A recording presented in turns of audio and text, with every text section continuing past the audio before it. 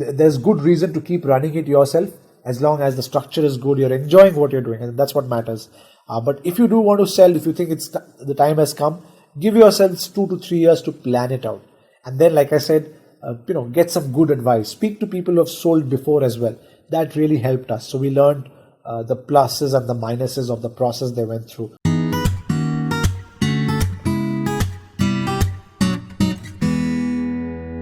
Welcome to the iSearch podcast. Today we have Prantik Mazumdar on the show. So in 2015, Prantik was recognized as one of the top 50 most influential marketers in the world. So today I'll be discussing with Prantik on how you can build a service business from scratch and also how can you exit at a higher multiple price. So welcome to the show, Prantik. Thank you so much, Benjamin, and a big hello and warm welcome to everyone who's listening. Hope everyone's doing well. All right, so let's begin. So could you share how did you build your service company from scratch? Yeah, to be honest, it was a good amount of coincidence apart from being prepared for the opportunity. So, my experience has been, I've been in Singapore for 20 years, originally came from India, grew up in Indonesia. And the idea was never, or the ambition was never to be in the field of marketing. When I joined NUS in Singapore, I was a computer engineering student. So my perspective was always around building things around technology. But there was a minor in technopreneurship program in NUS, which for the first time gave me a preview into the world of business development marketing. So that was always in the back of my head that maybe this is something worth exploring. And, my career path started with the government. I worked with a brand consulting agency thereafter. I worked with a digital marketing agency. But to build up the company, it happened by chance where I got in touch with one of my college mates, Rachit, who is the original founder of Happy Marketer. He saw me run this digital marketing agency in APAC called Pinstorm out of Singapore. And he said, look, you're doing this. Why don't we combine hands and do something together and build something together? So that's how it happened around 2010, 2011. And we said, okay, maybe we'll combine forces and look at it. To be honest, because we don't come from a marketing background, we didn't even know what an agency is. All we knew was how do we build a website or an app? How do we do search engine optimization? How do we do some analytics? And how do we drive traffic? We didn't do much of media buying and creative and all of that. So that's how we started. We started purely as a more of a data and a tech company. But gradually, as we started finding our feet, we started realizing that, there is something called a marketing services agency. You could expand into social media. You could expand into media buying. You could expand into email marketing. So those came later. We gradually started. So, the answer is many a times in life, the opportunity presents. You've got to be ready for it. And you start small, but gradually if things work out, you can, expand or you can pivot.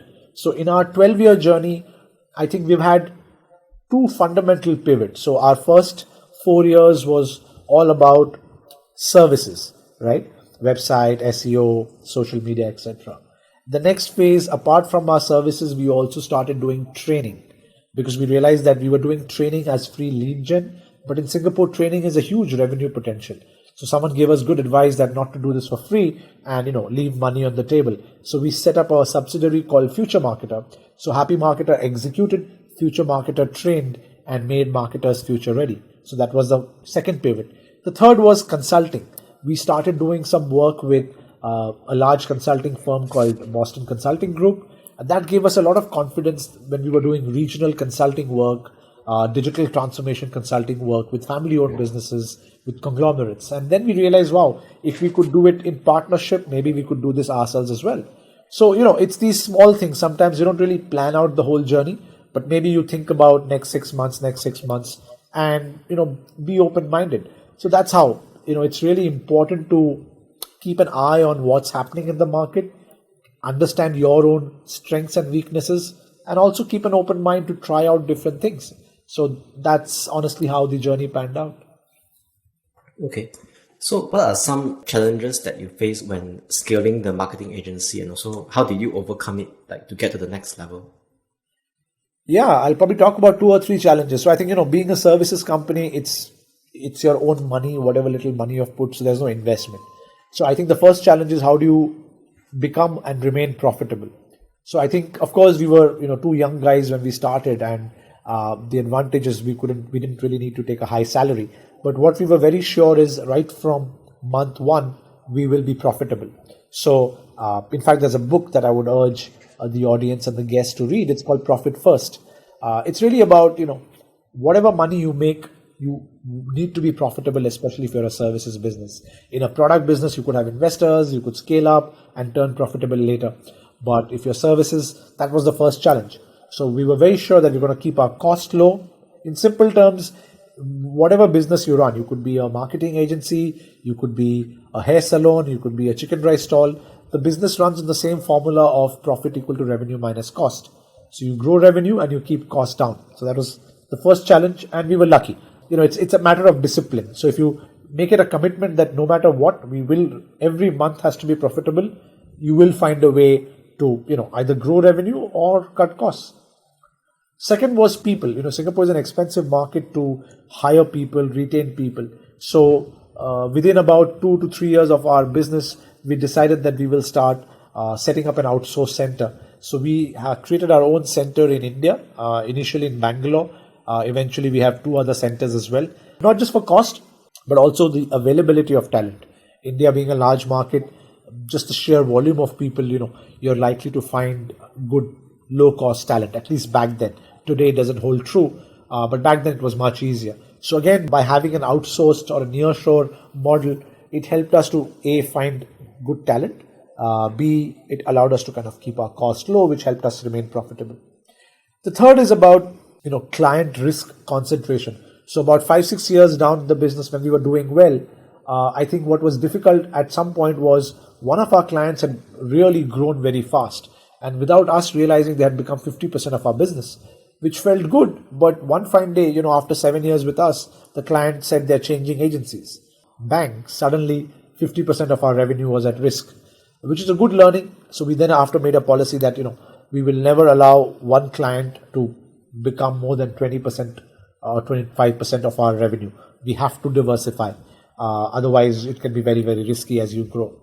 So yeah, these are challenges that any services business faces: cash, people, client risk concentration.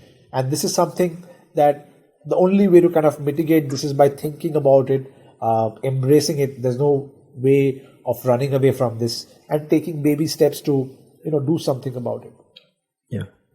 I just want to ask about the client risk concentration, right? Because just now you say it was 50%, and now your policy is like maybe to keep it maybe within 20% or so. But what if the client expand very fast and they want to give you the business?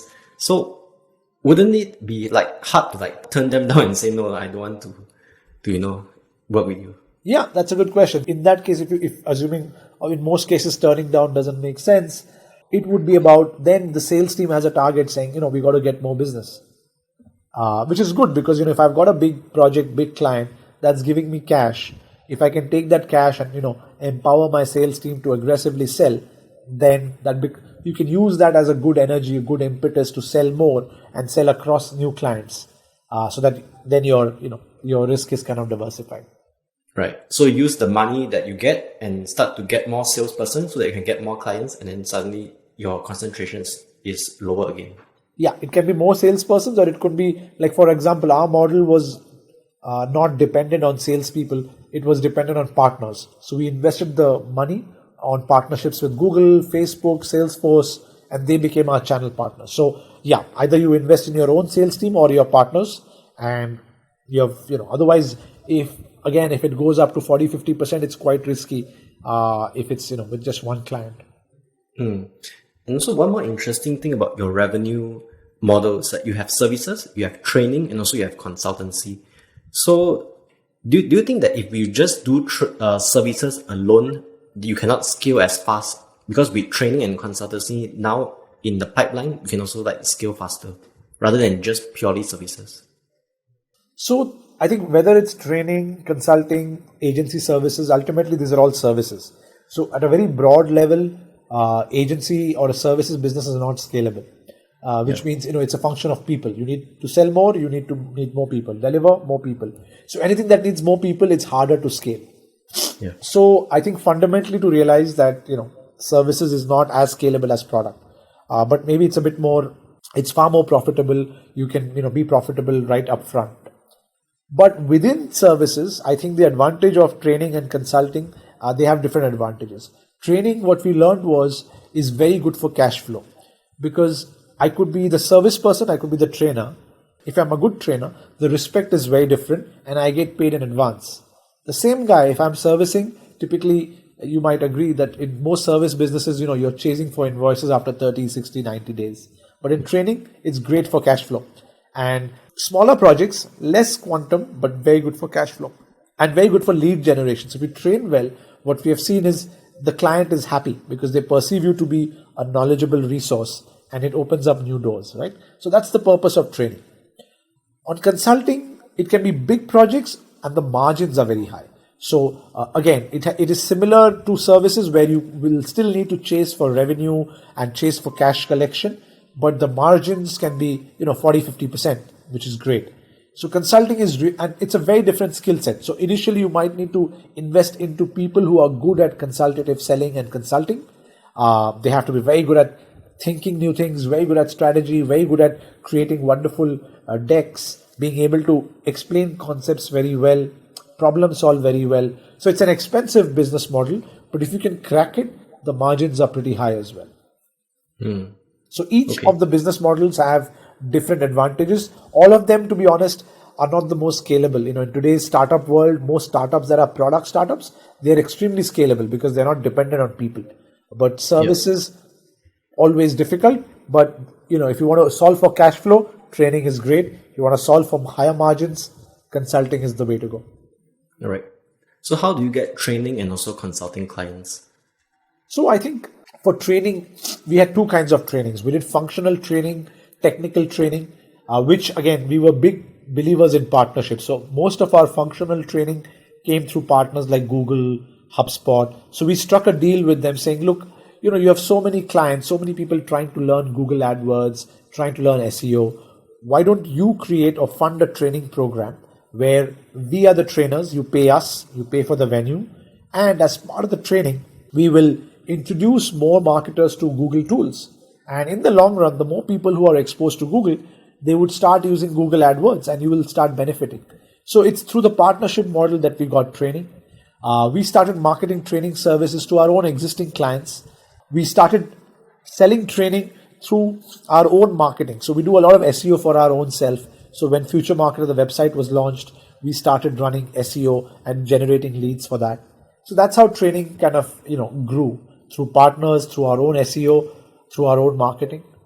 Consulting, again, had happened through partnership with BCG. And because the delivery was good, we started getting a lot of repeat business.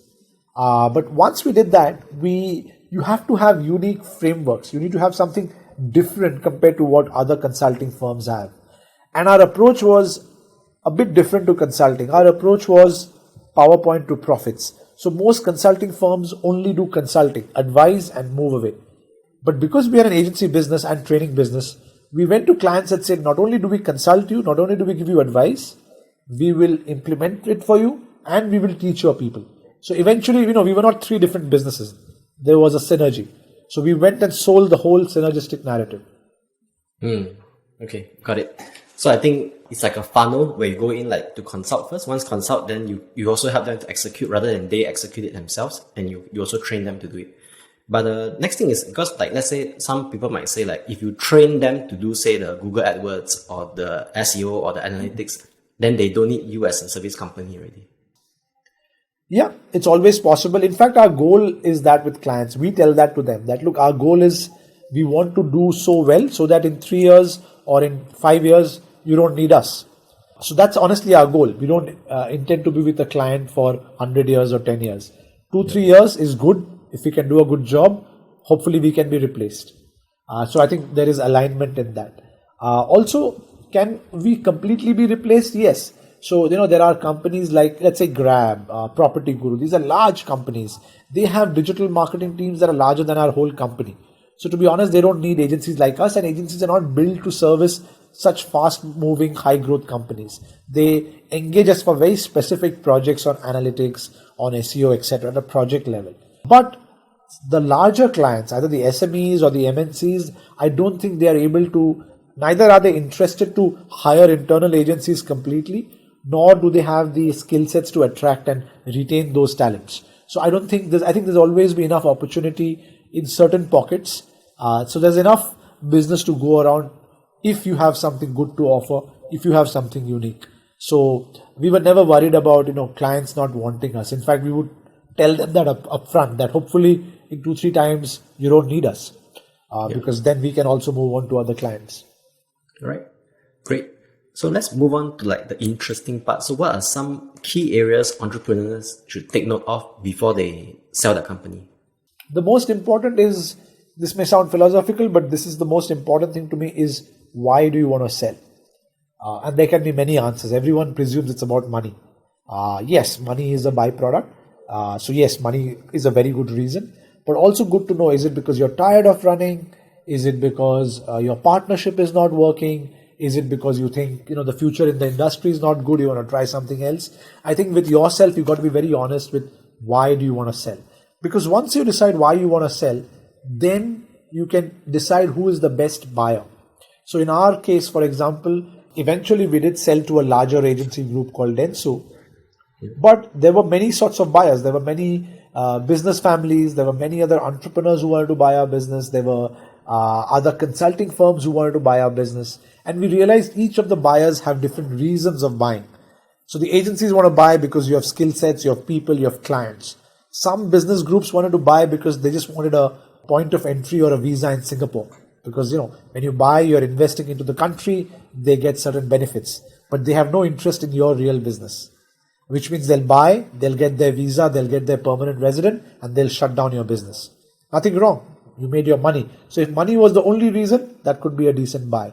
But if you want to create a legacy, if you want a decent place for your business to keep running after you sell, that's not a good option. So you got to be very clear why you want to sell, and then find who are the good buyers. And from our experience, what I would recommend is to hire a good banker who does deals in your industry, because they can help polish your narrative, they can help clean up your books. For example, we were running it out of Excel sheets. When they came in, they put some structure, auditing, because that helps in the due diligence process later. So get a good banker. Also get a good lawyer. It's not just about who knows the law well, but also who has good reputation. Because the due diligence and the legal negotiations can go on for 6 to 12 months, if not more. In our case, it was 2 years. And being able to strongly negotiate is a function of, is your lawyer well regarded by the other side? So having a law firm who not only knows the law, but also is well respected is very, very useful. And the last piece of advice from my side would be, sell when you don't have to sell. It's a psychological ploy, but if the other side senses that you're desperate, they will really squeeze you dry. So really sell when it's not a fire sale, right? When you can take your time, you can walk away, you can negotiate hard. That's a good time to sell. Okay. So in the end, how many times multiple did you sold the company for? And also because for service company is very notorious for selling at a very low multiple. Yeah. So, in the services world, at least in Southeast Asia, the number ranges anywhere between 3 to 10 times of EBITDA. The more plain vanilla that you are, it's likely to be 3-4. If you have certain recurring revenue, if you have certain, for example, in our case, we have a lot of our business coming from software resales. So we were reselling partners for Google, HubSpot, various other partners. So that you kind of become like a SaaS business. There's a recurring revenue. So then your multiple grows strong. So I can't reveal the exact number, but we were closer to the higher single digits. And the only way to do it is when you have services that are in high demand. So for example, a lot of our services were analytics, marketing automation, loyalty, data analytics. So these are services that are in high demand. And our business model had 3 models: agency, training, and consulting. So the buyer really liked that. And, we had projects, we had recurring revenue. So by doing all of that, your story has to be very, very strong. The stronger your story, the higher the multiple. But like I said, benchmark in the region, anything below 5, I would say that's not a great story. 5, 6 is not bad. Anything more, you've clearly done something unique. Yeah. Probably if you have 10x multiple from your EBITDA, then it's something unique really. Then it's very, I think very unique. for yours is because you're not like a typical service company where, let's say, a typical marketing agency only has they only sell services like we help you do social media, we Correct. help you do like your SEO, that kind of thing. Whereas yours is like you have software reselling, which is a recurring revenue. Yeah. You also have like training and consultancy. So there's a lot of things to evaluate. Correct. So there's risk diversification, there's different business models, and also competition set is different. So because like for example, there are dime a dozen social media agencies. So that automatically will be 2 to 3x EBITDA. Very hard to get a good multiple. But so you've got to do something different. So today, for example, many agencies are doing Web3, NFTs, right? So you got to be catching up with the trend. Do something that's interesting or different. Okay. And just like you mentioned that it took like 2 years of negotiation before the sale went through. So what caused like such a long period of time?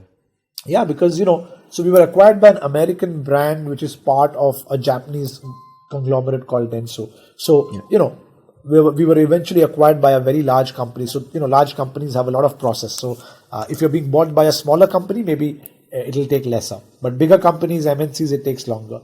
Also, because of the negotiation, there's so much to discuss and negotiate about each legal clause, and you should take it seriously. Your non-competes, whether how long can you not compete, what are you allowed to, staff joining you in your next business, how long should your earnout be. There are so many clauses. So it really depends on how, again, like I said, if you're not desperate, you can take your time, you can negotiate each clause well, because at the end of the day, it's your hard-earned money, it's your business that you have built. So whilst 2 years would have been maybe an anomaly because it's a large company, it's very likely to take 1 to 1.5 years if you have to negotiate it very well. So that's why it takes a long time. Also to agree on when will your brand name, when do you have to give your brand name away, to do a joint business plan saying today I am doing X and you are doing Y. When we come together, is it going to be 1 plus 1 equal to 2, or is it going to be 1 plus 1 equal to 5? Right? How are the synergies that can be driven? So there's a lot of planning to be done actually if you want to do it well. Also, how many people will join? What sort of tech systems will they use? What are the HR policies? So it's not just about the acquisition, but about the integration plan as well. So what happens after the company is acquired? How will we integrate as one team? What will be our joint narrative? How do we save money? Lots to be discussed. So that's the reason why it could take 12 to 18 months. Okay. So how are things like post-exit? Are you still at the company? Yes. So ours was a 4-year deal. This is our 4th year. I'm still there. It's wonderful. I think Dentsu does a great job of retaining the founders and keeping them on board. There's decent incentive. There's decent freedom for us to. So during our first 3 to 4 years, we still have enough and more freedom to run our company within certain guidelines. So there's good freedom. They let you be. There's good synergy opportunities. There's good opportunity to learn from past founders, from large clients as well. Of course, there are a lot of teething challenges as well because when you're independent, like we were operating in a shop house. Now you're operating in a big company. You have to follow processes. You have to follow certain financial guidelines, which is there.